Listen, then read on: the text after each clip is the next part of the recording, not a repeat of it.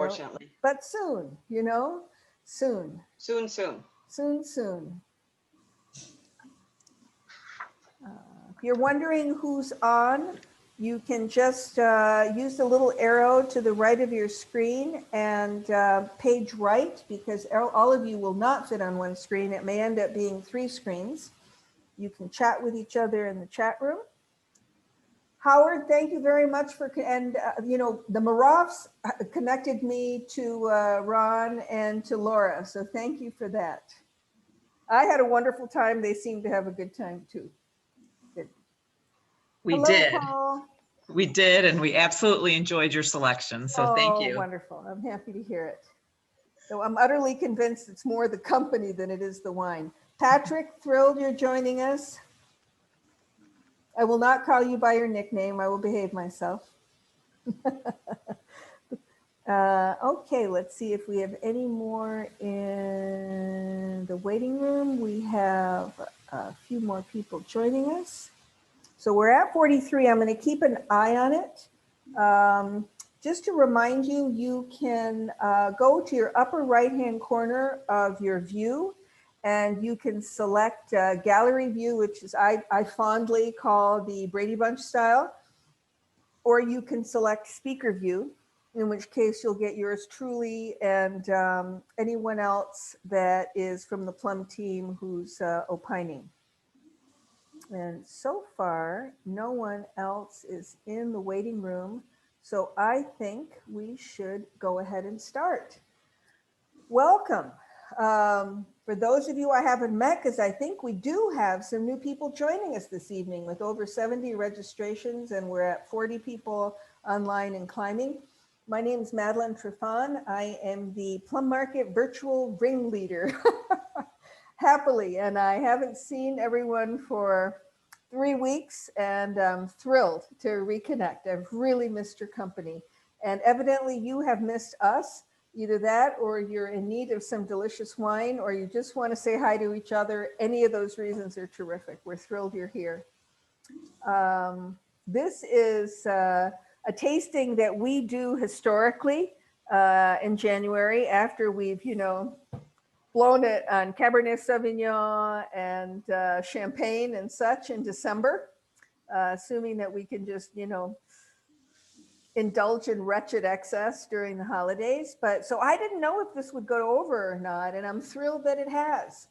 The 4 wines that we'll be tasting tonight, you were able to buy at any of the stores, but we're also going to review a PDF, a document with some other special values that are particular to the 4 individual Michigan stores. We don't have Chicago joining us tonight, so it's the 2 Ann Arbor stores, the 2 Oakland County stores, and you've got a hell of a team here this evening. Yours truly, Madeline. We've got Jorge Lopez Chavez, the wine team leader from Ann Arbor North Campus on Plymouth Road. We've got Mike Pfeiffer.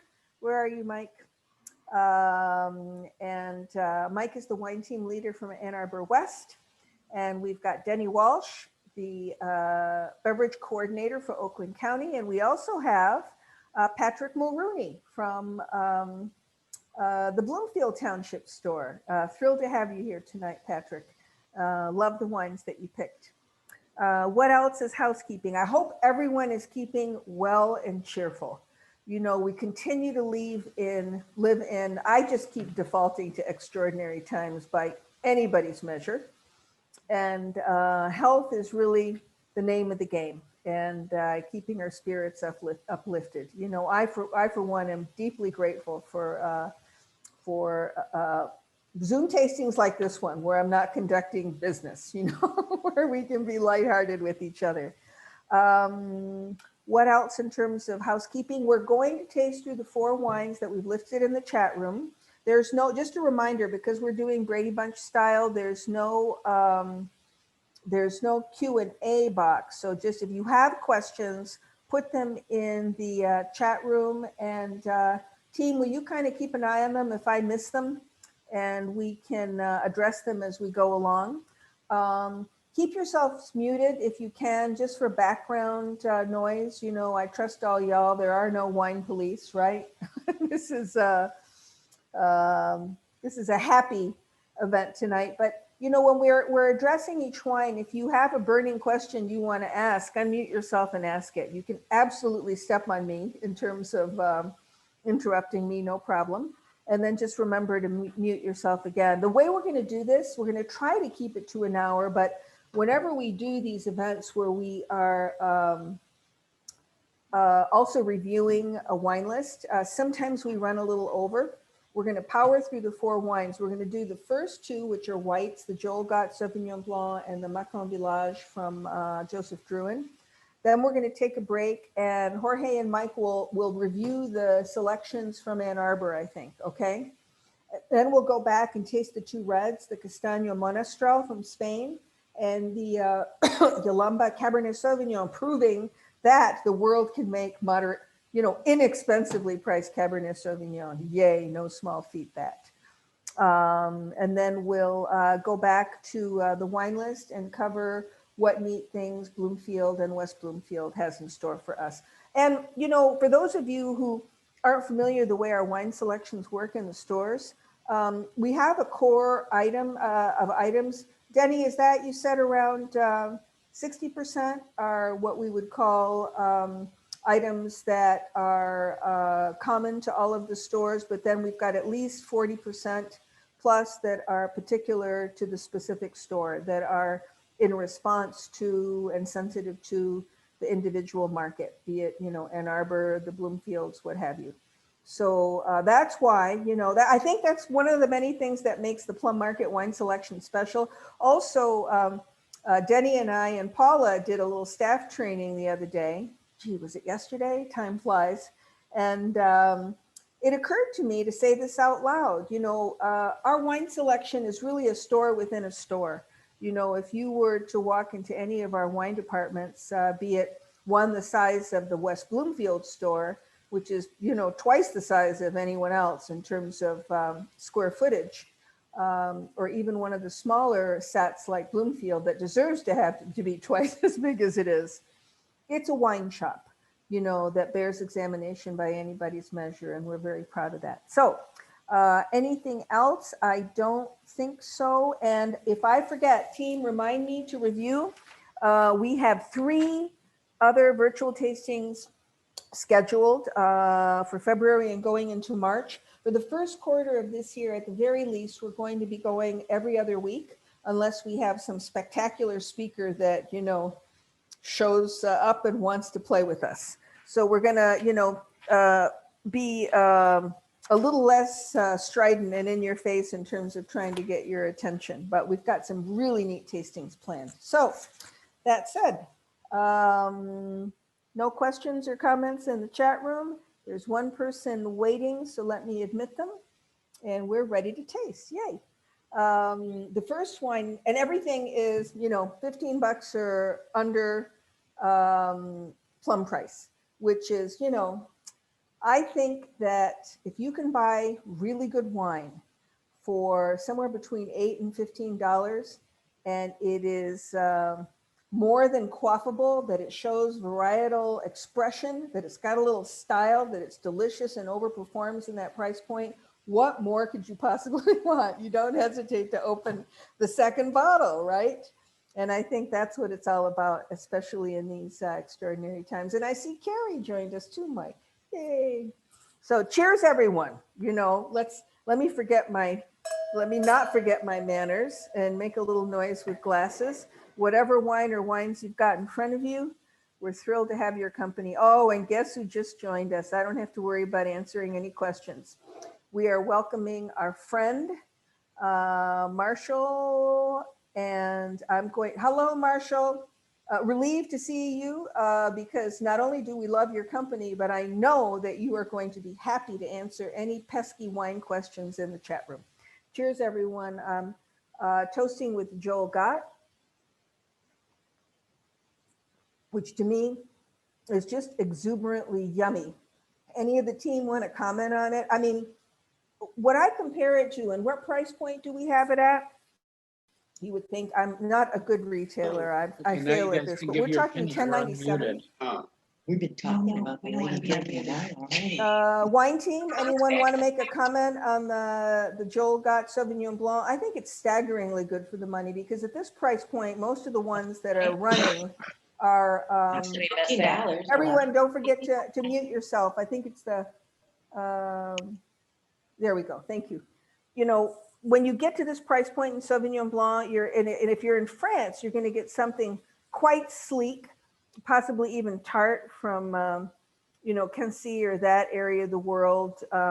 Maybe almost too lean for the American palate. If you're in New Zealand, you might get something almost obnoxiously fruity. Jorge, you unmuted yourself. Have you tasted the Joel Gott Savi? I was actually gonna say that I haven't the last vintage that you were tasting, but I did taste the 2018, which also got pretty good reviews. It's actually our best-selling white in the store. So Seriously? and you can ask Rod that question. It's definitely one that we sell a lot. So I really don't need to taste it at this point, but I trust that it is as good as the 2018 was. Well, this is I'm drinking it. I'm not even spitting it out. And it is, the style is gently like white grapefruit. It's fruity, but dry, absolutely, because it finishes nice and crisp and actually almost has a really pleasant bitterness from skin contact, probably. And it's explosively yummy without commanding your attention. Great salad wine, great aperitif wine, great high. I don't want to pay attention to you, or I do with killer goat cheese. A couple things about Joel Gott. Very interesting story. This is, let's see, I have someone, okay. Joel and his wife, Sarah, have kind of a sleek website, and I couldn't find much media information until I saw their bios sort of elegantly ghosted. And I read through them, and they have an amazing story to tell. They both pulled their weight here, but both of them have impressive backgrounds. Joel, they both started this winery, or this I should say, not winery as much as a project, in 1996. And their driving intent was to provide expressive, food-friendly wines at great prices. And they started out with Zinfandel. Joel was born in Napa and the Sierra foothills, where his parents started, wait for it, Montevina.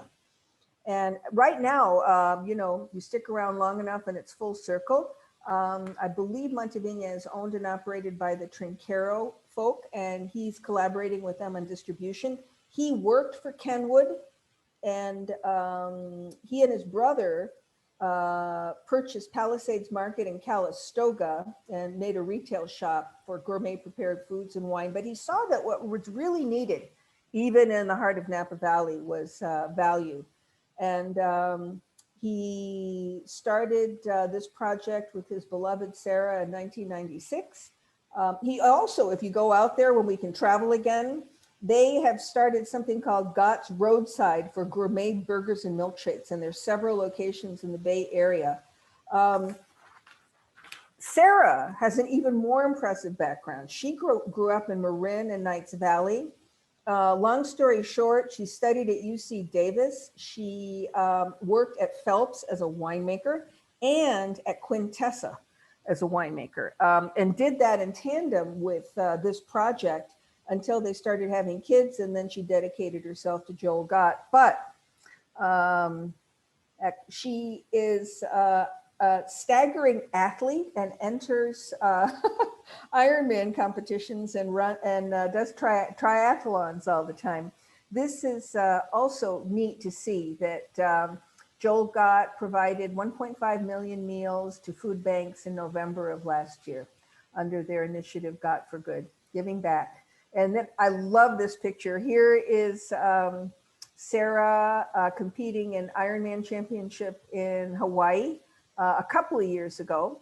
And this is the two of them with their 3 kids. Anybody else want to comment on this, either Plum team or our guests? I just think it's mouth-watering, delicious, yummy, but not in any way candied or, you know, commercial Sauvignon Blanc. All the Gold Jot wine are all of the Joel Gott wines good? Is this the best? Anyone else want to speak to that? They started with Zinfandel. They make several varietals. And I think I just admitted Laura. Yes, is Laura in?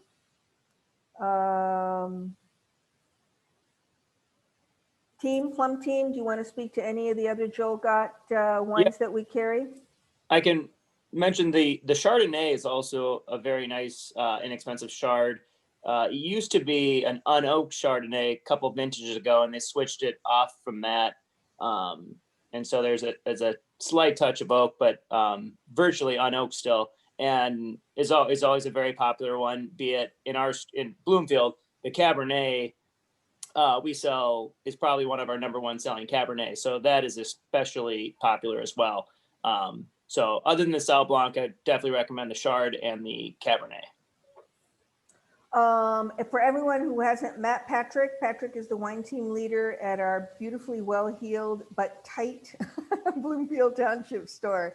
And again, a reminder, if you want to see who is speaking, just change to speaker view, which you can opt to in the upper right-hand corner of your screen. If anyone else sees someone in the waiting room, let me know, but I'm keeping an eye on it. I just think it's fabulous. Mouth-watering, delish, great for, salads, cheese, light fare, anything. I haven't tasted the Joel Gott Cabernet, but I'm going to make it an admission, and I'll tell you why. We have a stunningly good, inexpensive cab tonight from Yolumba, so that will be neat to see. Okay, moving on to one of our, we champion Joseph Drouhin, and I don't feel shy, and I don't feel like we're phoning it in by going back to another Joseph Drouhin wine, because every time I taste one, particularly the lower price ones, and this is Macon Village. I don't know if they make a Macon Chardonnay. They used to, or less expensive Chardonnay than this one, but it is just white Burgundy that way over delivers. When I stick my nose in the glass, it just smells like golden apples and a little bit of butter. They've probably put it through at least partial malolactic, and it's rich. This is a Chardonnay that hits the shelf at, $11.97, $12. And when we first started doing these virtual tastings, we had both Dominique Drouhin Boss, the winemaker, and her brother, Laurent Drouhin, on. Let's see if I can get this page down. Here we go. And they were glorious. If you go to our YouTube website, by the way, we've listed all of our past virtual tastings. And if you like this wine, this is way, way worth checking out that virtual tasting. They were so generous with their time. So their 140th anniversary was either this year or last year. This is one of the most modest wines they make. And I've always figured that whenever you want a great buy, you go to a terrific producer and buy their least expensive wine. And I want to put us geographically, we're back to, my obsession with maps. So here's Burgundy proper, right? And then we have Chablis over here that's sort of disconnected from the Côte d'Or. And then when we go down here, we're going into the Mâconnais. So if you go to this part of the screen, you'll see this is where Pouligny-Montrachet, Chassagne-Montrachet, and up north, the Côte de Nuit, where Gevrey-Chambertin, et cetera, come from. And then we've got the southern half of the Côte d'Or, the Côte de Bonne. I'm sorry, is right here. So we've got Côte de Nuit, Côte de Bonne. This is the whole thing is the Côte d'Or, the slope of gold, about 35 miles from their northern tip to the southern tip. And then you go into stunning value country, which includes the Côte Chalonnaise. But then when you go on down to this orange portion that's sizable, this is the Mâconnais. And this is home to some very well-known communes, notably Puy-Fouisset. And then down here, you see adjacent to that area is Macon Village. And that's where this comes from. This is Chardonnay country. I wanted to show you some of the historic shots, because this is the Joseph Drouhin who started this house in 1880. We are into the 4th generation now, and this is my favorite Druin picture. This is the current winemaker, Veronique Druin, and one of her three brothers, Philippe Druin. This is them when they're in their teens and such at the family table. And you'll notice that I think, is it Philippe, who is extraordinarily tall, and you can get a sense of that at the table. And then here they are as adults. And then finally, we see the whole team here. And this beautiful woman, Veronique Druin Boss, that's her married name, is leading winemaking both in Oregon, where they own Domaine Druin Oregon, and their companion estate, Rose Rock, along with the wine we're going to talk about that just is an absurd value for Pinot Noir called Cloudline, and then all of their properties in Chablis and in Burgundy, including the Mâconnais. Pretty amazing stuff. She is, you know, soft-spoken, but you know, E.F. Hutton, when Veronique talks especially about Chardonnay production, everyone listens. Anyone want to unmute and opine, either the Plum team or guests, about this particular wine? You may have already bought it in our store with some regularity. You may have bought the Saint-Veran, but I just don't think it gets better than this in Chardonnay for the money. So it's, for us, it's, for my store, it's one of our best sellers. And it has been for a long, long time. I just think it's clean. To me, it's direct. And, you know, I don't think there can be much better at this price point as a food wine in a Chardonnay that you're looking for. So, and what do you want in a food wine, Mike? What's that for you? well, I think it's something that's going to complement the food. I mean, ideally, the food's going to complement the wine. The wine's going to complement the food. This is not overbearing at all. It has nice acidity and it has nice balance. And it's not going to overwhelm any meals. It's just going to me, it's just going to complement meals. It's got enough creaminess too that, you know, the acidity doesn't command your attention. So I think it would be go great with, you know, buttery pasta. Who doesn't like, you know, good Chardonnay with buttery pasta, right? Mm-hmm. It can handle something that it has to cut through, but I also think it drinks really well on its own. Some of my favorite things to eat with Chardonnay, oaked or otherwise, are anything that's got a little creamy character to it, the flavor of saffron in food, but also nuts. I mean, if you're just sitting there, you know, white wine and cheese is a much safer bet than red wine and cheese. I'm just going to say it. And particularly if you have a soft, creamy cheese, let's say if you're a brie fan, and you're having a few nuts as well, because the wine itself has a little bit of a nutty component that comes from lees contact. This is seen no wood, but it is native yeast, which is something, you know, a lot of modern winemakers like to brag about. And it doesn't come largely from their own estates, but they have very, how am I going to say this, mutually agreeable long-term contracts with a lot of growers. So the Druins own significant property, both in the Côte d'Or, Chablis, and in the Mâconnais and the Côte Chalonnaise, but they also enjoy terrific relationships with farmers who are happy to sell them because they pay well and they may dictate farming methods. So unless, in a good way, you know, they really try to be sustainable. They're not certified organic, but they are aiming in that direction with a lot of their properties. And considering how sizable their production is, they're amazing. They have amazing integrity about their farming and production methods. So, you know, it's one of those producers where you go $10, $50, $120, you can trust them. Oh, I see some other Morovs joining us. Yay. And Madeleine, they also have an excellent Beaujolais Nouveau.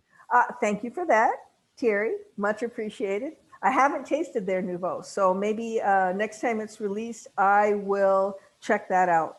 Should we, team, go to the PDF and talk about Ann Arbor North Campus? Does that sound like a good idea? Yes. And Ann Arbor West. So let me see what comes up first. So I don't know if y'all got the PDF I sent right before the tasting. I'm going to resend it too if you decide you want to print it out and march into your favorite store with it. But I'm going to share the screen right now. And what this is not unlike what we did with Champagne, this and Cabernet Sauvignon. We've got the wines we're tasting tonight, but we also want to highlight the individuality of each store. So we'll start with Ann Arbor West, Jorge. It's the first one up here. So Michael, talk through this. These are, 4 to 6 wines from each of our stores in Michigan that are specific to their store. There's a little bit of crossover. You'll see some of the same wines, but for the most part, these are wines that the wine team leaders feel personally strongly about and have purchased just for their set. Mike, you want to talk us through this? I had to look up all of these except for the Domaine de Casagnol and the La Postale. Sure. So the Coronai Sauvignon Blanc is new to the store. It's I believe new to Michigan through one of our wholesalers. The cool part about it is one, its price point, but two, it's all estate fruit from a single vineyard. It's to give you an idea of flavor profile. It's kind of it's more lime driven than passion fruit or tropical fruits. It's a great, as I say, porch pounder. It would be good with light seafood. It would be good with light salads. I do believe Jorge also carries it in his market, and it's really hard to beat at the $10 price point. If it matters, it does have some points to it, which is always wonderful. But it's a great example. I don't consider it an entry-level Sauvignon Blanc from New Zealand, but it's a great $10 New Zealand Sauvignon Blanc. Two things to your point. I think it's really cool when wine critics that we respect, like Decanter, Suckling, wine enthusiast, in this case, Wilfred Huang, pay attention to wines in this price point. And secondly, I'm curious, what's the stylistic difference between this and the Joel Gott, if you wouldn't mind? Well, I think Gott is more tropical in flavor profile. Coronai is more, as I said, lime driven. It's got that pithy lime. It's much more straightforward. I do think Gott has a little bit more complexity to it, but if you like that lime's flavor profile in a Sauvignon Blanc, specifically from New Zealand, this is a good one for you. It sounds great. I'm looking forward to tasting it myself. Okay, then we've got Carignan. Carignan from Domaine de Montredon. This is not the Montredon in the Rhone. Although it's if you do a search online for it, that's all that comes up is Montredon, the Chateauneuf producer. This is 100% Carignan. It is a Pays d'Oc, so it's a table wine from Languedoc. It is red fruit forward, but it has baking spice flavors, a bit of umami. I think this vintage is a little bit has a little bit more complexity than the last vintage does. This is the second vintage I've carried of it. It's a little deeper, darker fruit than it was last vintage, but it's a wonderful example of Carignan from Languedoc at a really good price point. I love to hear you talk about the umami, and just to clarify that for everyone, to me, I define that as sort of tamari or soy sauce on mushrooms. It's got that wonderful, deep, sort of salty character, which makes it amenable to those kinds of foods, right? Yep. Next is Casagnol. For me, one of the great places to look for value is Gascony or Gascon. The flavor profile to me tends to be Sauvignon Blanc light without necessarily being Sauvignon Blanc. Now they can put Sauvignon Blanc in the blends. It's optional, right? Yes, they can. But what they use a lot of is a couple grapes. One is Colombard. So this is about half Colombard. This is about a third Uni Blanc, and then a quarter, a third Gros Manseng. So they also use Petit Manseng, but what you're getting it out of it is tropical fruits, nice, very nice acidity, at a $9 price point. And it's been at a $9 price point for quite some time. This is Armagnac region, right? So we're talking southeast of Bordeaux. And for those of you who haven't heard have Uni Blanc, it's a relatively neutral wine base grape. And then Gros and Petit Manseng are famous as you inch closer to the Pyrenees, right? Yep. So Sauvignon Blanc, we know, yay. But the others you should try. So Yeah. we carry a number of Gascon wines. This we really like, but they obviously sell really well in the summer months. They're all priced right around at this price point, and they're fantastic with light fare and salads and seafood. So if you've never had one from Gascon, I would highly recommend it. They're real quaffable too, correct? They're very quaffable. Yes, you can drink one easily and then move on to the next one if you want. The next one is the most interesting to me. So this is Giton. So Giton this is the label.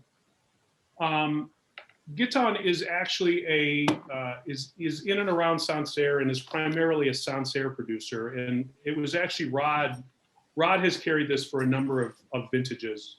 Rod Johnson is our other beverage coordinator for Ann Arbor. He's not on tonight and we miss him. But he was the one who brought it in when I first started, and I continue to keep it. The property is about 27 hectares of Sancerre, of which 4 of those hectares are Pinot Noir. You're not going to find anything online about this wine. It's not there. This producer's not much online. There's not a lot of information about it. Mike, I had a hell of a time finding that appellation Coteau du Génois, and I was thrilled when I found out it was northeast of Sancerre, right? But it is one of the most complex, interesting $13 Pinot Noirs that really I've ever had. And I know some people will shy away from a Pinot Noir at that price point, but this is really interesting. It's earthy, it's spicy, it's got red raspberry flavor, it's got cherry flavors.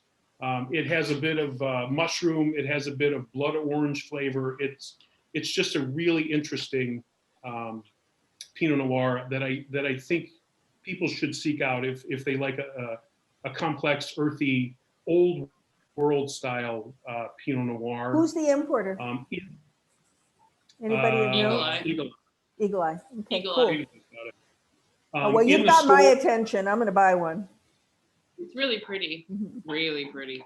In my store, it comes in a very bright green, lime green box, so you can't miss the boxes.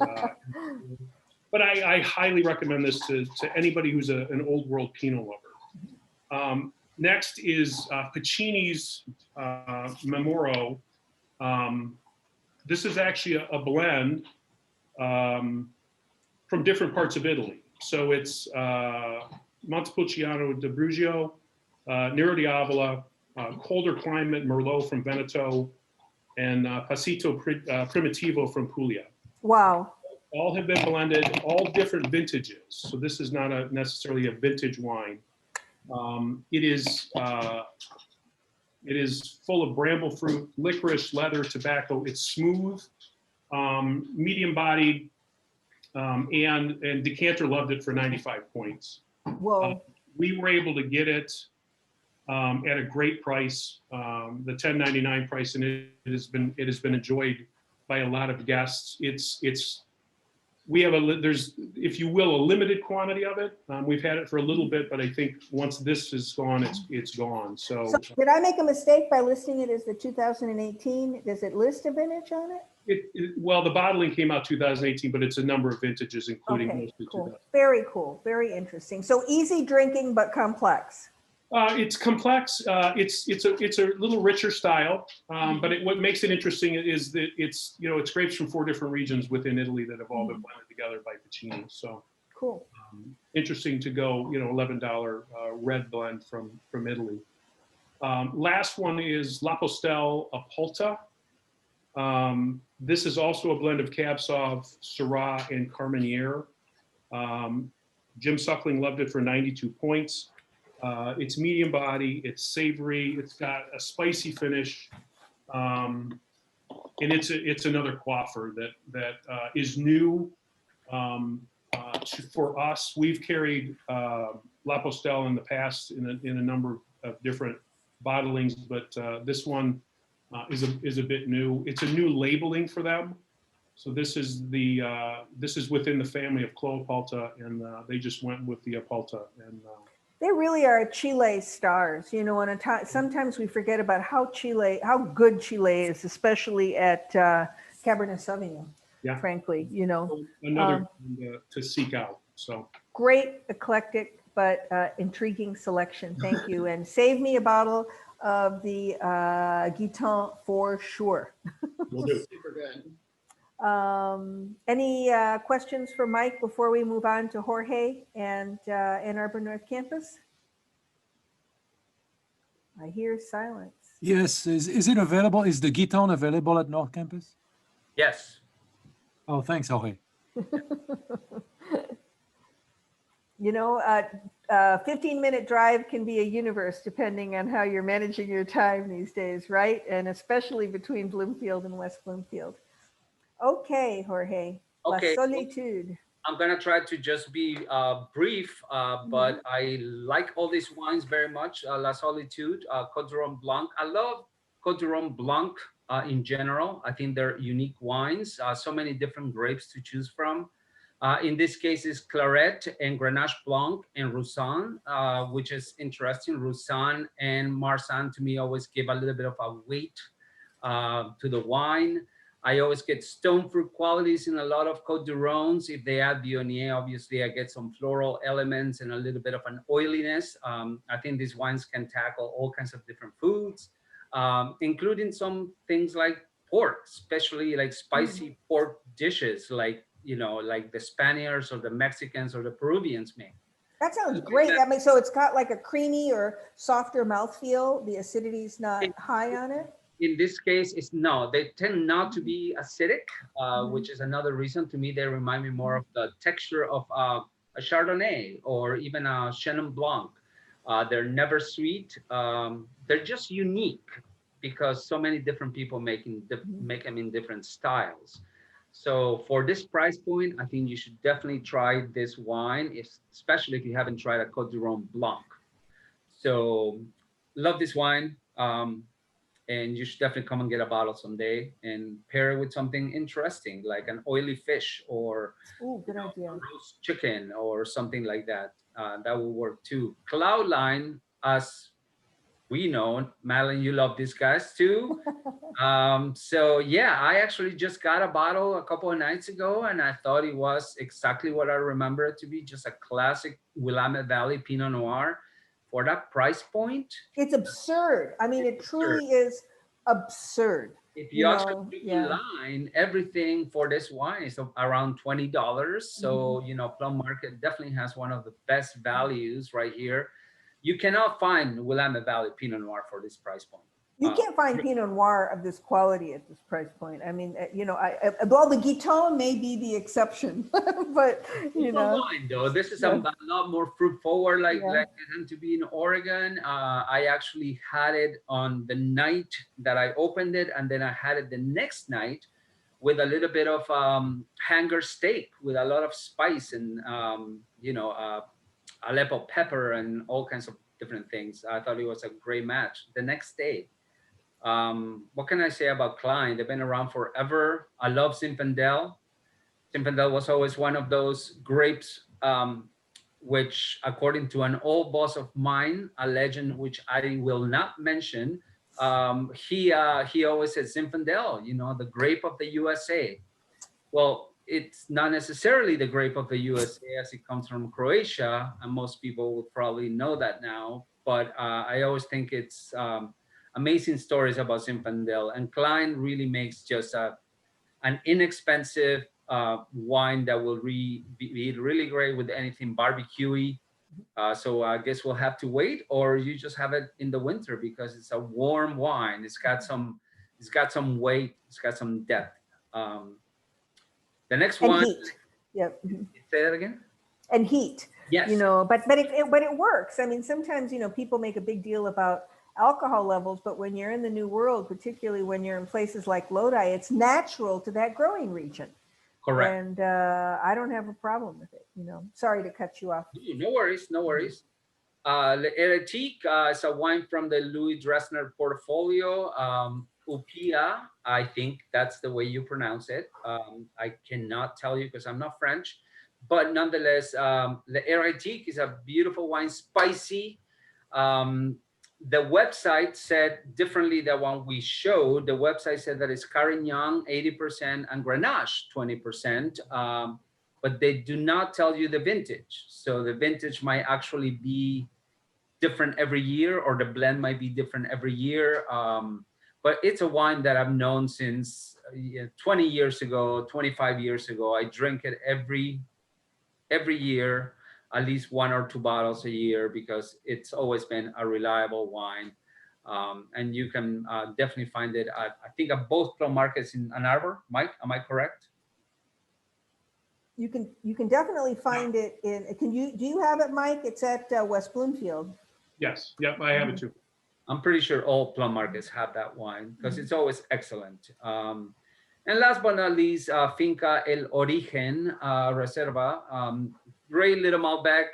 It's a Reserva. It's I also just bought a bottle the other day because I had not tasted the 2019.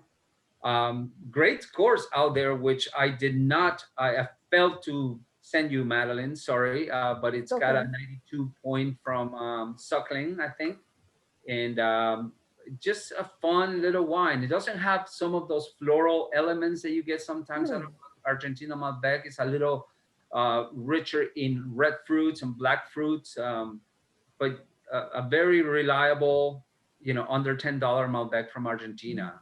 Valle de Uco, it's, you know, it's a great place to grow Malbec. You've been there, I assume. I have. It's top real estate. Actually, my screensaver, I should take a picture and send it to everyone, are ancient olive trees from the, I will not say Valle de Uco, because Jorge he likes to remind us on occasion, Peruvian. So his pronunciation is spectacular.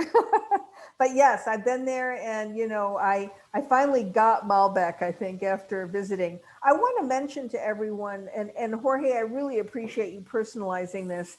You know, this is, it kind of goes without saying, but I'm going to say it, especially to those of you who are new with us. We like to share wines we love. So when we have the wine team leaders on, like Jorge, Mike, and you'll hear from Patrick soon from Bloomfield, by myself, from Jenny Walsh. You know, we're never giving you sales pitches. We're simply presenting wines we love. And what I think is really cool is that this shows you, it's a little snapshot of how the sets are different in each of the stores. So unless someone wants to opine quickly or weigh in, I want to go ahead and taste the 2 reds so that we can go on and discuss Bloomfield and West Bloomfield. Does that sound like a plot? Good, yay. So I'm just gonna bring up a few cool pictures about wine number 3, which is Castano Monastrell. Hold the boat, let me see if I can do this. You would think I would get used to the modern world, but I'm gonna have to take another life, I think. I coexist with it happily. And oh, this, I didn't show you this picture.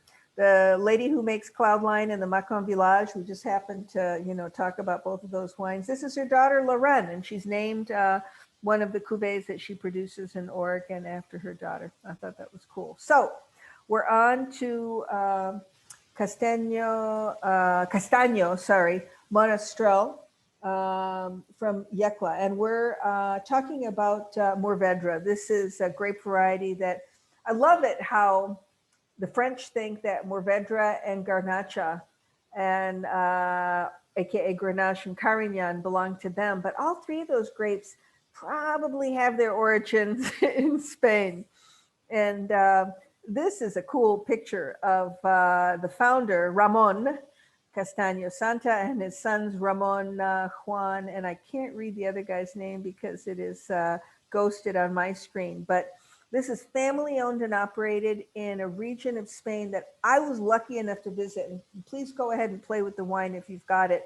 This is from, Jorge, would you say Murcia, not Murcia, correct? Murcia, would you, TH? Well, in Peru, we would say Murcia, but in Spain, they say Murcia. Yes, we don't pronounce it like the Spaniards do, but it's actually It's Murcia. Yeah. Murcia. but it's Thank actually- you. Oh, Terry, you are more than useful this evening. Thank you. You're an honorary member of our team. So this is from the coast, which as a group, or as actually a long expanse on the eastern coast of Spain, it's called the Levante. But this is from an area that stretches from Andalusia up to the western portion of Valencia. And I was lucky enough to visit this region. The one time I went to Spain on a wine trip, well, I've been twice. I've been to just Rioja. It was eye-opening because, it's a lot more diverse than I thought it was based on the wines imported into the US. But I was lucky enough to, visit La Mancha and Valencia, and also this area where Monastrell or Mourvedre reigns supreme. And here is Yecla. It's a small, I'm going to call it a subdistrict or a province. It's adjacent to a more famous one called Jumilla, but you'll notice you have a little bit of influence from the Mediterranean because you have breezes coming in. Whenever you have proximity to a body of water, this impacts the wine in usually a very positive way. But look at this terroir. I mean, it was shocking to me. First of all, you're at relatively high altitude. If memory serves, it's pushing 1,000 meters, so times 3 if you want to figure out feet. So you've got altitude going for you. You've got blazing sunshine, so very hot during the day with significant diurnal shifts. So the temperature plummets at night and you've got incredibly poor soil.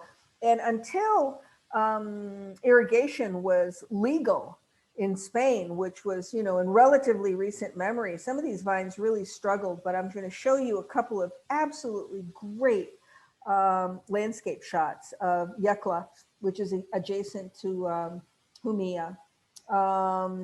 Isn't this something? It's just amazing to me. Look at this expanse. These are, the Castano family are really pioneers of this DO, this appellation, Yecla. Ramon Castaño Santa, pioneered not selling his wine to the local co-op, but putting his name on the label. And these vines range from anywhere between 20 to 100 years old. And some of the vines of Monastrell are ungrafted. So you'll notice these are, not trained. They're bush vines for all practical purposes. But you can tell they're relatively well tended.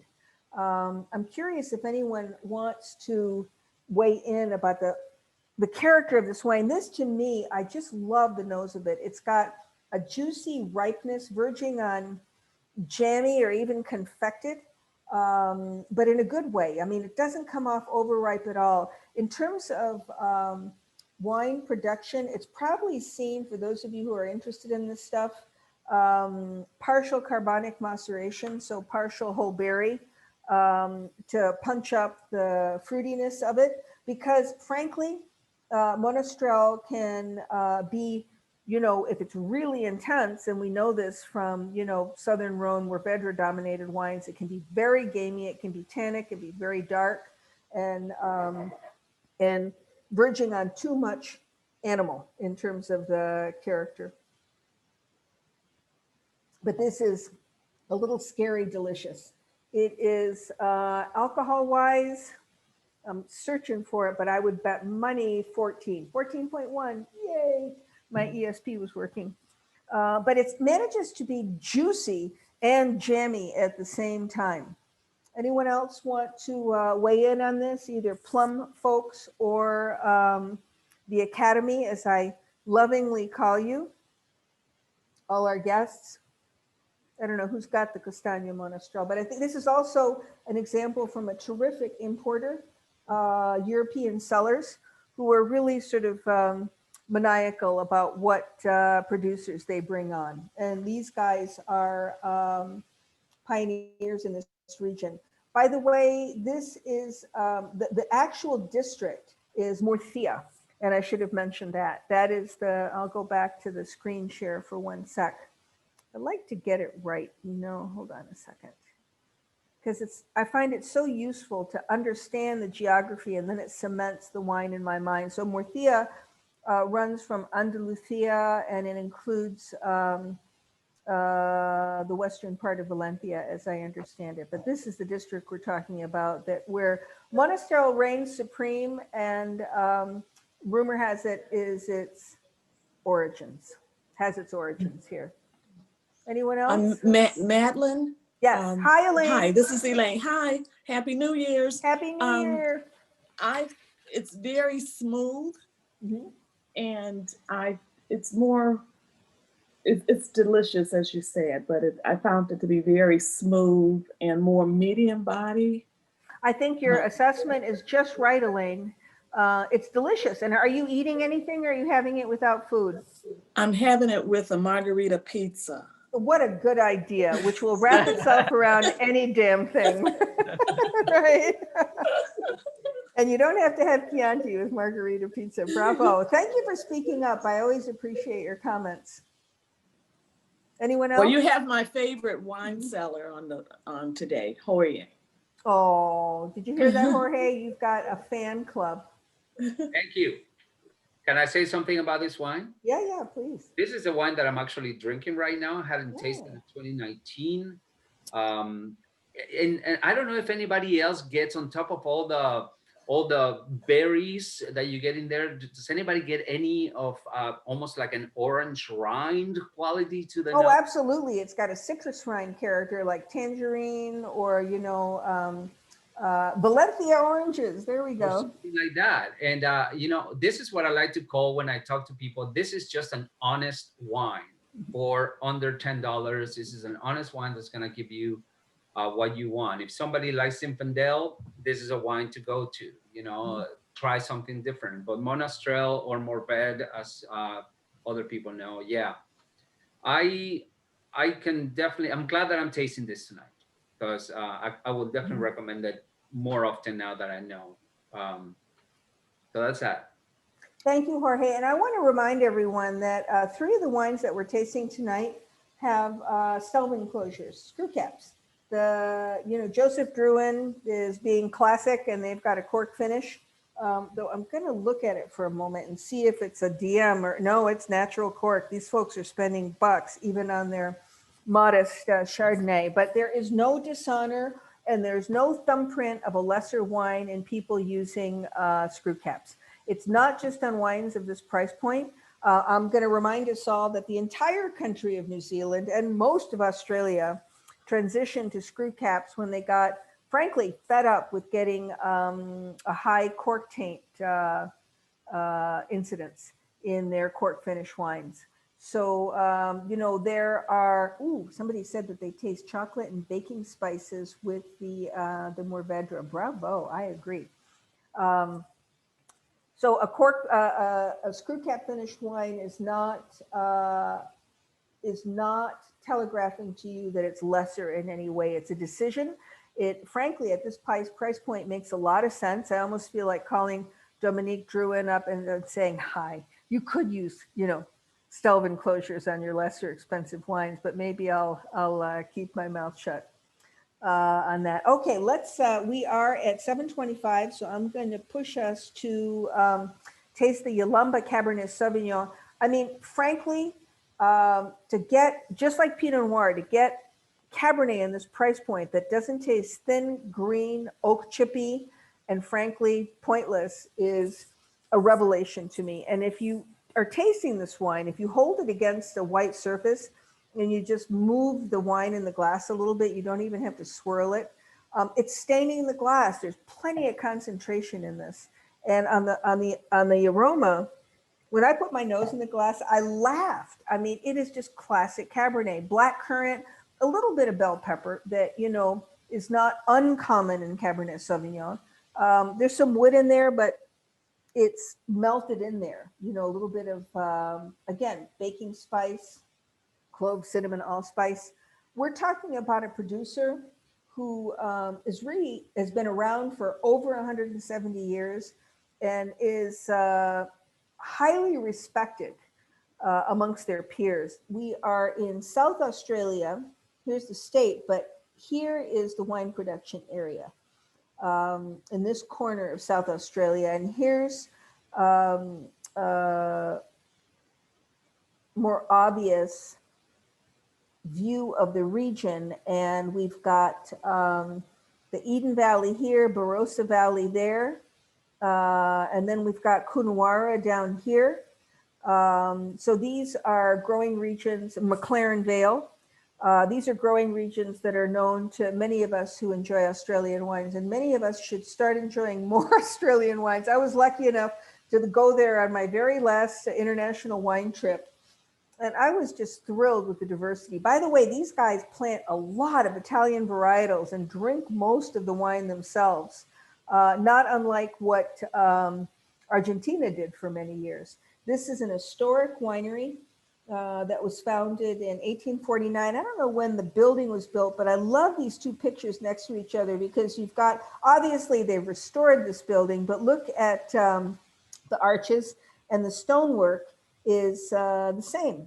And this is a picture of, I don't know if it's a combination of people who are working here and also consumers at the time.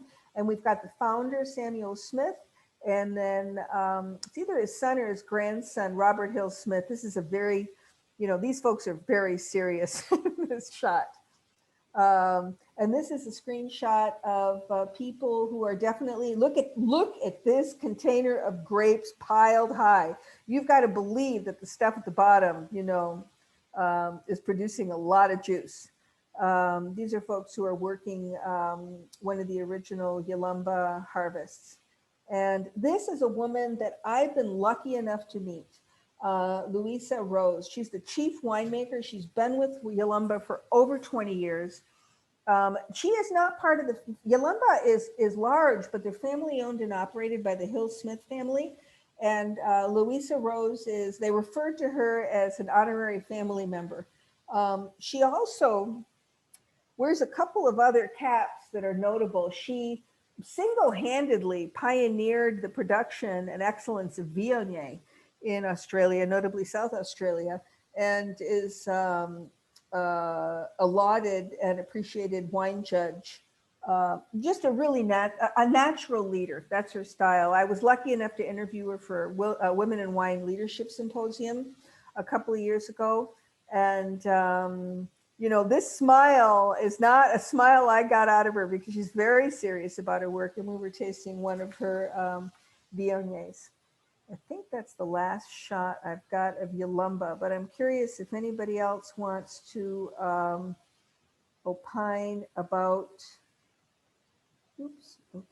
opine about this particular Cabernet Sauvignon, because I'm just thrilled to get a $10 Cabernet that tastes like Cabernet, that's got extraction, that's got color, that doesn't taste, you know, like it's been made by oak chips, with oak chips.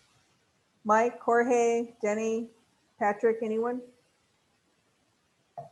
Anyone have it? Is it just me? Anyone in the audience have it? Any of our guests have this? Have the Yolumba Cabernet? Hi, Madeline. It's Amy. Hi, Amy. How you doing? Happy New Good. Year. How are you? I'm with my two friends from Traverse City. Hello. Jill and Todd. Are you in Traverse City? Are you in Traverse City? No, we're actually in Detroit. But you know, we're thoroughly enjoying everything as usual. Wonderful. And I have to say, I am pleasantly surprised with the last wine. I was a little skeptical, but it's delicious, and I think these guys like it too. So, well, thank you for absolutely. for chiming in. We really appreciate it. It's definitely an easy drinking Cabernet. If you have $50 Napa Cabernet on the brain, it's not going to deliver, you know. Yeah. Somebody Yeah, makes it's not, it's Yeah. not, no. the tannins are soft, good. I right? mean, It's it's- juicy. Mhm. What are you It's eating got all the tonight? right elements. We are having a variety of Oh my really gosh. good Zingerman's baguette that we had sliced at Plum, of course. And we are having a funky lavender black currant jam I bought in Canada back in the day, you know, when we could visit. Well, I bet that's good with this. It's good. And then a couple of cheeses, actually, Jorge suggested, and pistachios and good olives. And Madeline, you'll love this, Greek olives. So I'm Greek, if we're anyone kind doesn't of know going that. around the world. No, We're going thank you around for the that. I try to slide in the fact that I'm Greek with regularity. So thank you for doing it for me. We are at 7:30, so I'm going to go ahead and screen share the PDF so that we can have Patrick, who's been waiting. And by the way, Amy and friends, thank you very much for your contribution. I love hearing voices other than ours. It's much appreciated. Patrick, you've got a nice little gaggle of wines here. Would you mind telling us why you feel strongly about them, and welcome? Well, hello. Thank you for having me. So yes. So first, you'll notice there's quite a bit of make sure I'm not either right. Italian reds. So first, the Nevio Montepulciano di Abruzzo. Really awesome Montepulciano for under $15. Particularly like this, people know the Cantina Zaccagnini Montepulciano very well. It has the piece of wood that comes on the bottle, which people can recognize. But I find this to be slightly better in quality. It's a little bit less expensive. Just really nice, intense, rich, full-bodied, really nice dark fruit, a little bit of cocoa and leather in there. But just an excellent Montepulciano for under $15, which I think is just wonderful. Because Montepulciano d'Abruzzo can be really, really commercial. This one is actually on the upper end of pricing for this category, but it delivers quality-wise, right? Yeah, I think it's excellent for the money. Cool. The next two I'm going to do together, the Masai Poggio Badiola and the Monte Antico. These two little red Tuscan reds, both Sangiovese dominant, Monte Antico being Sangiovese, Merlot, and Cab. The Poggio Badiola is Sangiovese, Merlot, and Petit Verdot. But these two wines, for the money, I think completely over deliver. I consider these my pizza and pasta reds. So just any day during the week, you're just getting pizza for the night or making some spaghetti and meatballs. Perfect reds to pair with these to open, no regret, and not finishing the bottle or holding it over. Both wonderful, really nice Italian reds. These are, to your point, these are baby super Tuscans, right? Like the Masei is Fonterutoli, a great Chianti producer. Whoa, for $13. And both highly rated. Suckling gave the Badiola 92, and I think he gave the Monte Antico 90 when I was looking it up. So just phenomenal values and just everyday reds, Monday, Tuesday night, having pizza or whatever. Then moving on to the Yolumba. So I know it's not rosé season, but I think you can drink rosé all year round. This particular Côte de Provence rosé from France, this is actually a California producer. The winemaker is Tony Biaggi, who has fame from Plum Jack, currently at Hourglass. So very big high-end California producers. He's the winemaker for Yolumba, which is the second label for Amici Winery. Which is in Napa, correct? Isn't yes, which is a Napa producer. But he's a big deal. I mean, he really has a deft hand. Yeah, he's a very high-end winemaker. They actually send him over to Provence to make the wine there, and then they ship the wine back over. So it is true Côte de Provence rosé for $15, which you can't get Cote de Provence rosé from French producers at $15. And they send their winemaker over there to make it and then ship it back, and it's just phenomenal. We love it so much at the Bloomfield store. I bought the rest of the 19 that they had, so we should have it hopefully for another month or so. It sells very well, but going into 2020, I'm sure it will be just as phenomenal. And I would imagine the same price point. So definitely one that we'll see go away for a month or two between vintages, but I will have it in the store for a little I love while. that you're saying that you don't have to wait for summer to drink rosé. I mean, you know, dry rosé is basically dry white wine with an attitude to me. And especially if you're eating some foods. Somebody was making actually and asked me, sorry to interrupt you, but I thought you brought up this whole category, was making French onion soup and didn't want to do red wine. And I thought, a rich dry rosé is not a bad idea. Yeah, it's wonderful. I mean, the people that, drink their Whispering Angel and such, which is very popular. I think this, stands up to those excellently. Moving on to Lobatia, single vineyard Cabernet from Castilla-La Mancha. This is an awesome estate-grown Cabernet. This is an organic producer, vegan as well. Just a wonderful representation of, again, inexpensive Cabernet, similar to like the Yolumba. This is a female winemaker, Ruth Fernandez is the winemaker. Just nice, rich, deep cherry, black currant, a little bit of chocolate notes to it. Just a very well done Cabernet, again, for under $15. Sometimes it's hard to find in the California realm. So it's nice to go to places like Australia and such. And I think this Spanish cab is just excellent. This is very cool. And this is 100% cab, right? Yes, 100% Cabernet. This is the second time I've said this tonight. Will you save a bottle for me? Oh, yes. I want to pick up one of these. Yes. And then kind of spoke of the Monte Antico. So cool. You know what? Every time I work your store, and I haven't done it in a long time, and I'm sorry for that, I always undersell. Sometimes people want to do ultra premium stuff as gifts in Bloomfield Township, but I'm thrilled to see that you have an interesting selection in this price point, Patrick, because everybody likes a good deal, correct? Exactly. And I'm really thrilled that you join us. By the way, if everyone doesn't know this, our wine team leaders really start early in the day with rare exception. So they're doing me a big favor to share their company at home when they really want to punch out. Thank you, Patrick. I really appreciate it. Glad to be here. And I'm going to quickly speak to the West Bloomfield selection, though I've got Denny in the background in case he wants to jump in.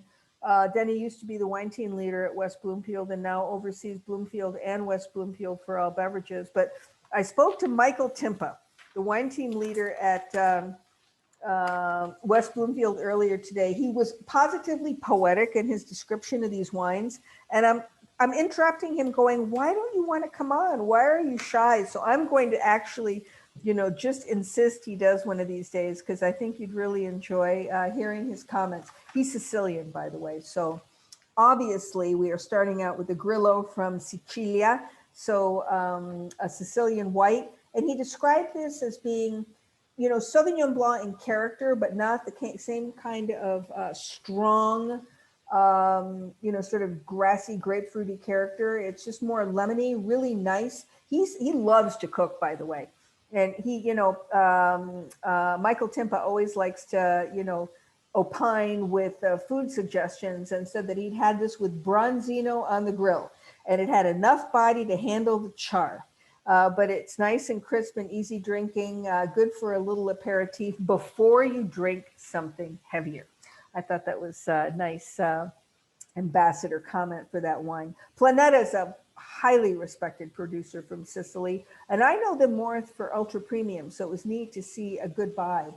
La Solitude we already talked about, the Côte du Rhône Blanc, but Mike liked it too. It's Dreyfus Ashby, which is known for their wines, for high quality French producer. And I think Jorge mentioned it would be terrific for roast chicken, and so did Mike Timpa agreed. He said, if you are sick of, I don't know how you could be sick of white Burgundy and Chardonnay, to try the Solitude Coteron Blanc. Cloudline Pinot, we already talked about. We carry it in all the stores. Patrick just talked about the Nebbio Montepulciano d'Abruzzo. And we've also touched on Klein Old Vine Zinfandel, but I want to expand a little further on Heretique, though I think Mike or Jorge spoke to it because it's got a hell of a backstory that I didn't know of. Evidently, it's made at an old monastery in Languedoc, and it's called Le Heretique, or the Heretics, because it was made.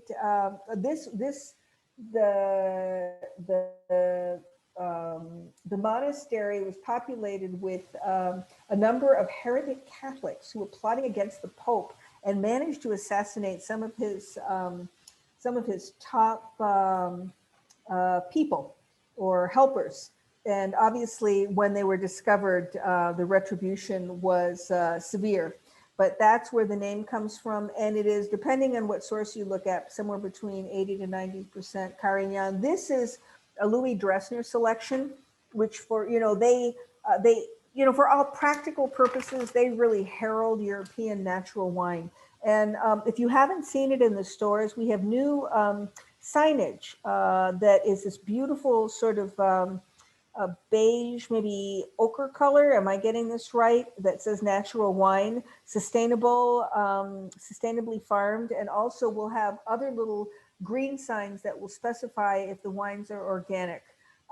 So everyone is kind of, occasionally obsessed with this category, not just for wine, but also for produce. I mean, Kroger's has significant organic wine section. So we thought we would celebrate that with signage in our stores. But know this, a lot of the wines are organic or biodynamically farmed or sustainably farmed, but we're highlighting specific ones in that section. Someone, I have to read this off, made a comment. I made a mushroom, onion, rosemary soca, which is a chickpea crepe, and it went very well with all of the wines. So the vegan vegetarian in me thanks you for mentioning that. You've all been very patient, and oh my goodness, I'm going to hang out for a little while if anyone wants to chat. I know some people are peeling off, but I would be wildly remiss if I didn't tell you what we've got upcoming. Not next week, but the following week, and I just confirmed this today. One of my dearest friends on the planet, wine or otherwise, Tim Gazer, he and I grew up in the Master Sommelier community in the 80s and 90s when the MSs in the US were in the single digits, and now there's upwards of 160. He is really a tasting guru. He's writing a book about tasting. And I asked him lightly, with no hope in my heart, would he do a seminar with me for you? And he said, sure. So that's happening not next week, but the following week, Thursday, February the 4th. And we haven't even picked out the wines yet, but we'll probably do 3 wines and talk about not so much blind tasting, but how to assess quality and how to get the most pleasure out of your wine by knowing what to look for. Consumers are always asking me, what am I looking for? Describe what you perceive. I'm really excited about this. I'd done another one with colleague Evan Goldstein, but it was more about playful wines we both love. If you go online tomorrow, the event will be listed for registration, but the wines won't be listed till next week because frankly, Tim and I haven't talked about it yet. And Matt, yes. if I can interrupt. So, yes. as you know, I've done a couple classes with you and with Yes. Tim in Ann Arbor. I would, if you're really interested in tasting and really what to look for in quality of wine or faults or anything to do with tasting, Tim just really has a really nice way, very, very simple way to explain it, that it really does click with you and it really does make sense. So I would highly recommend that you join us I will be joining because I love Tim, but I would highly recommend tuning in just to listen to Tim talk because he's a really interesting guy. You make my day because I hadn't even told you guys I'm doing this because I literally had this conversation with Tim at noon today. to try to get the date locked down. So thank you. We'll probably do this one. We might do it in a webinar style where we won't unmute, but you can, type in questions to your heart's content, just so that we can get as much out of him as possible in 1 hour. He's a guy that does the impossible. He manages to know everything about a subject and make it accessible to anyone. And that includes me. I always learn from Tim whenever we taste together. Also, drum roll. This is the time of year where we have a Denny's garage sale. And we are not going to miss this opportunity. So we're going to have a Denny's garage sale. The Moroffs have the thumbs up going on, right? And so does Don and several other people, yes. Normally we pack the West Bloomfield Lounge with 20 wines that are, very, very interesting buys. Denny, can you describe what a garage sale is? Better it comes from you than from me, because this is your brainchild. Can you unmute yourself and talk about it? Did I lose him? Did he go away? Well, So there you are. Yay. it's a selection of items that have come across the desk that are either being discontinued because they're moving from one supplier to another. It's a vintage change, or they're no longer doing business in the state of Michigan. And we're fairly well connected with some of the brand managers, and they give us a call and let us know that this is available at this price, or we make an offer on it, so that we end up with 20 wines that could range anywhere from $5 to $75 to $100, but they're essentially all half price. And so we started doing this 8 years ago, and always have a big turnout. So we're trying to figure out how we're going to do this for all 4 stores and do it online. So we'll try to have some fun. We'll have a list. We'll taste 4 items probably, and the balance of them will be available in the stores. So we're very excited about this because we haven't done a virtual Denny's garage sale. So we're figuring it out as we speak, and we'll have the particulars ironed out next week. But that's the difference between Denny's garage sale and tonight's, post-Christmas deals, is that you're going to have wines ranging from, $10 to $100 on the garage sale. But the punchline is that they're around half off what normal retail would be. So thank you, Denny. I'm glad you were on tonight to explain that. So that's happening on February the 18th, and all of these will find their way onto the event site. And then finally, we have something we've been waiting for a long time. On March 5th, we're going to have a member of the Perrin family. These are the folks who bring us Chateau de Beaucastel, Coudelet de Beaucastel. They do fabulous Southern Rhone, ranging from, cooking wine level Côte de Ventoux that you can absolutely drink while you're pouring it into your sauce. They produce what used to be called the Jolie Pit Rosé, until there was a little change in their familial status. And we're going to have a member of the family on. They kept wanting to give us an ambassador, but we're going to have a Perrin on talking about their family of wines. You have been very patient. It's 10 to 8. I'm going to hang with Hey, you. Madeline. Yes, hello. Amy, I have one question. Oh, please, again. I'm not going anywhere. I just wanted to, Okay, I good. wanted to liberate anyone who wanted to take off. We've covered everything we wanted to officially cover. We do not want to be liberated. So my girlfriend Jill here, who is from Traverse City, she wanted to know when you were going to do Greek wines. I said that you had already done them, but perhaps you could be persuaded to. You don't have to twist my arm. We do generally one a year, so maybe actually you're just sort of clarifying this in my own mind, especially if we're going to do a little bit of a Siltico, that fabulous cleansing, sexy, stylish white wine from Santorini. Or, Yes. Even a little bit of that viciously tannic Cinomavro from up north. You just need a lamb chop.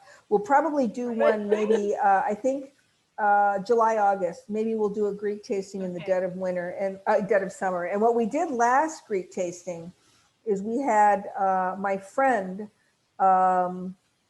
Sofia Perpera, who which was directs. fabulous. Isn't she Yeah. amazing? Yeah, I oh my bet gosh. money if I twist her arm that she would join us again. Because I don't ask for much, and that, you know, gives me a little bit of equity for when I do ask, right? And we'll try to get some, go ahead. I was just gonna say, my daughter did her study abroad in Greece and it was Oh. amazing. So, I really yeah, think, would you love know, nice to hear you say that. I spent 15 years of my life there from ages 3 to 18. So, you know, obviously a big chunk of my heart is there, but I really feel even dispassionately that, you know, you can go to Greece and you just heal, especially the islands or the Yes. coast, Yeah. or, you know, Definitely. it's just, and the food is spectacular. There's like 2 to 3, you know, ingredients in every dish. It's so simple, but it's just so Yeah. primal and delicious. And the best thing about being in Greece, Perfect. you don't That's have it. to think. You can just ignore your cell phone, ignore everything. Okay. Other than Well, just Madeline, this relaxing. is my girlfriend Jill's very first experience with you, and I have talked with her about you forever. But Did we do a good But job? I think you did some classes in Traverse City. I Did you did not? Master Sommelier Epicurean intro classes? courses. Master Yes, Sommelier you intro did. courses. But that was I spearheaded have- by my friend Ron Edwards, who you know, is an MS who's now in the DC community. By the way, everyone, Right. please hang with us if you want to chat a little more. But I want to thank you from my heart for joining us this evening, because this was a wonderful group. What is the point of a wine stopper anyway? Well, you know, if you're talking to a sommelier who has no tolerance for alcohol, wine stoppers come in handy, particularly champagne, and so does private preserve, because I just can't make my way through more than a quarter bottle, especially if I don't have anyone hanging out with me. Someone just asked, when is the DC Plum DC store opening? I don't have a date. I think it's 2022, but you know, it's for sure, and it's going to be a full service store. We are opening a smaller store in Cleveland this coming year. I just found out about this. I don't even know if it's been released or if I'm permitted to talk about it. So if I blew it, don't tell my bosses, you know. We also have one in LA on the books, but, you know, obviously COVID threw a wrench into everyone's timelines about everything, right? But the DC store, the last I heard, was on the books for 2022, not next year. And that will be full service. And I would bet money I get to do wine events there, in person or virtual, because it's in the heart of Embassy Row, evidently. Heard the LA store is actually in Hollywood. Then Marshall, you know more than I do. I don't know. But I love to live on a need to know basis. Has anyone had killer virtual tasting experiences? I wanted to ask you if, you know, I'm going to send a follow-up email. Anyone who comes to our tastings, you have access to my email. If you want my cell phone, I'm happy to give it to you. I respond to text, you know, happily. That's my version of social media. And I am always really, you know, eager to know what you would like to see, what you would like to experience. Any, you know, constructive criticism or, you know, cheerful suggestions you can give us, please do. We will, you know, we did a value tasting tonight, and someone mentioned this. We will absolutely be doing ultra premium tastings as well. We really try to, you know, juxtapose different tasting styles, but also we want to make sure that the wine is accessible to you. If we do ultra premium tastings, sometimes we'll keep it to 2 wines. We run between 2 to 4, but I want to make sure that there's always something that's fluttering around what I call moderate premium. Per usual, there's no pressure to buy the wine, but it's really one of the few times we discount is on these virtual tastings. And that will be, that's if you buy the whole packet, and that will be true for Denny's Garage Sale as well. The attendees of Denny's Garage Sale will get the preview of the whole list and access to everything before it disappears, right? Santa Barbara I'd like to Wine thank you. Association. I'd like to thank you, Madeline. You really nailed doing these virtual wine tastings. You're a natural at it, and you're helping to make this COVID shut-in so much more pleasant and enjoyable. Oh, And these are informative as well. So I hats off. Thank you very much. Nancy, you made my day. Thank you very much. It's at least 50% selfish because I enjoy them too, you know, and I can connect with you. And my love affair is with the consumer before it is with wine. And that's been true for my entire, you know, my entire career. So I'm glad you feel that way. Thank you. But I never want to bore you. And I always want to make sure that you're getting fulfilled in terms of subjects or attitudes. We like to have guest speakers on, but only when they're really compelling. And that's why Tim Gazer, my colleague, I'm really excited about him, and also a member of the Perrin family. That's a big deal. I have a comment, ultra premium. And it's to me personally, so I won't Well, commentary. But I agree with Nancy 100% what she said. You're the best. Thank you very much. Thank you very much. That And makes I my also have day. a question. You flashed your wine stopper. What exactly do you use to keep the wine properly? Actually, can everyone wait a minute? And I'm going to go get up and get one. The biggest problem right now is champagne stoppers, because the bummer is there isn't a universally applicable champagne stopper. It depends on the lip that the champagne bottle has. So you can have everything ranging from Krug that works on Krug, right? Or something that you can buy in a store. So forgive my bad manners. Everyone handle this for just 1 minute. If I could follow up quickly for what Cynthia and Nancy said, I've been lucky enough to be with Madeline's tastings from almost the very beginning. We discussed the Drouhin wines. If you're going to go back and look at the YouTube of Veronique holding a tasting of both Oregon and French wines, I think it was from last May. It was one of the best tastings, tremendous collateral materials, maps of all their holdings, history of their 140 years, and tremendous wines, including the Cloud line, which was really a revelation, and how she named Cloud line was coming down from a very high altitude in a plane and saw the Cloud line in Oregon and said, that's what I'm going to name my wine. But I noticed in the list of special wines in each store, Cloud line is there. And at $12, it is an amazing buy. And, God love you, Andy, for bringing that up, because the story about why Dominique named it Cloudline, and that she was inspired to make an accessible, terrific Pinot Noir. I mean, you know, talk about anti-snobbery. Someone who's making, you know, ultra premium Grand Cru Burgundy. Thank you for telling everyone. You were telling them about the virtual tasting. Yes, to go look at your YouTube. Yes. It's a great hour, a great hour. Andy, by the way, is a dear friend over decades from my days at the London Chop House.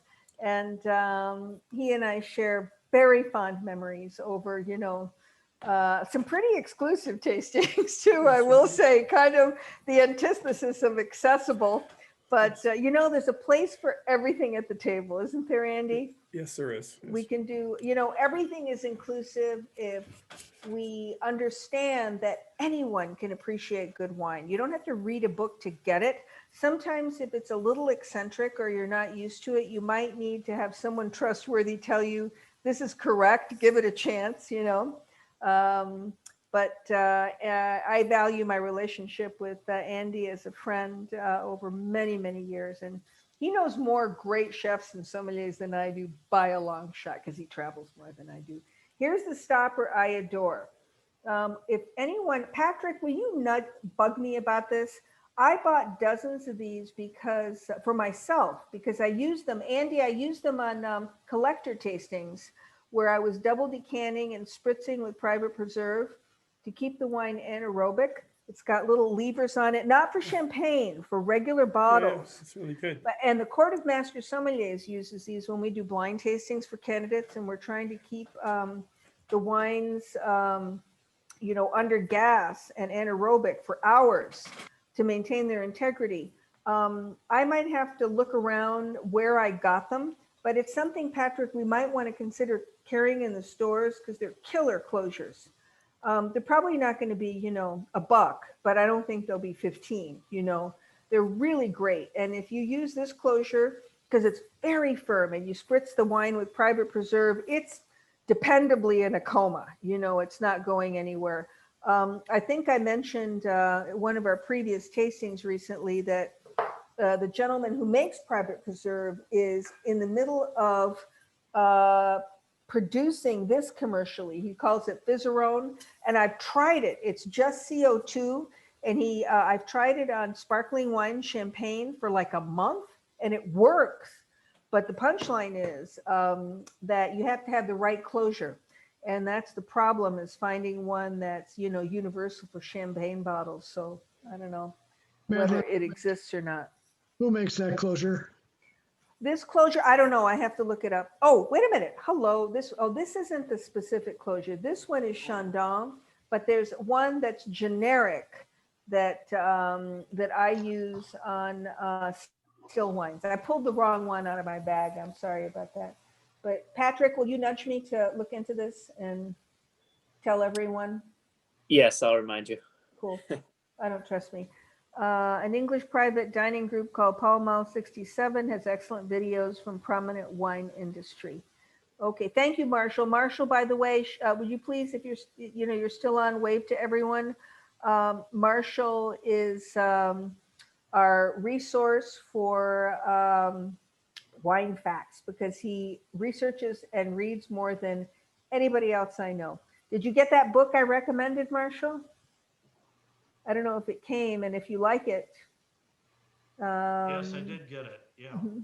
It just got here a couple days ago. Oh, good. Let me know how you like it, because I did my research on Gallo from that book, and it was revelatory. All right, go ahead. We miss him at the Bloomfield location. We're hoping he get back in the store soon. Marshall, did you hear that? Yeah. I'll be back soon, waiting for my vaccine. Listen, everyone, it's after 8 o'clock. You have a big hug from me. It's actual, it's not virtual. Please stay healthy, please stay cheerful. And thank you more than I can say for your company. Andy, you made my day by being on. Cynthia, Yola, the Moroffs, Susan and family. Dave Smith, Dave is actually my longest standing wine tasting friend, dating back from my rattlesnake days when we used to do Wednesday wine bars. That's right. So I appreciate you the most, as much as I love everyone, because you've been so faithful to all our tastings. Elaine, I'm always happy to hear your comments. Marshall, thanks for coming on. Carrie and John. Nancy, you were delightful in your generosity. And Cynthia, can't wait to discuss cool Italian wine with you with your flawless Italian accent. So good night, everyone. Thank you for your company. Thank you so much, Madeline. And hopefully we'll see you week after next with my friend Tim Gazer. Don't miss it. He is, okay, I'm going to cut this off the recording, but he is, by anybody's measure, a badass at tasting. So you want to meet Tim, and he's a doll, just a doll. Good night, everyone. Good night. Good night. Good night.